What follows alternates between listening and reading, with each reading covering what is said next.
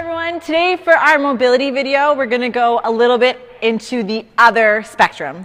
So if you think about all of the joints in our body, you have to have a balance between mobility and stability. So the joint needs to be able to move in the proper direction through the proper range, but it also has to be strong enough to stay in the proper positions that you're trying to place yourself in. The biggest example that I see with this is with the shoulder joint. A lot of times, day to day, we don't do a lot of overhead lifting.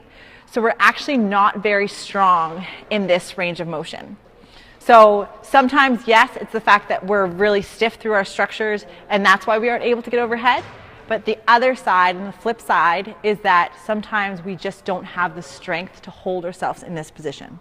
So what I'm going to do is RB's going to come with a 45-pound bar and he's going to bring it overhead in a snatch grip position, so in a wider position overhead. And what he's going to try and do is come up overhead. And so he's been working on this. So he has a little bit of bend in the elbow, but overall he's doing pretty okay. What I tend to see with some athletes is that can you bend yourself just a little bit? And that they're having trouble getting into this position. Great, RB, you can relax. So what I do with them is I take them down. So the next bar that RB's going to use is the 15-pound bar. So he's going to come into this position and come straight overhead.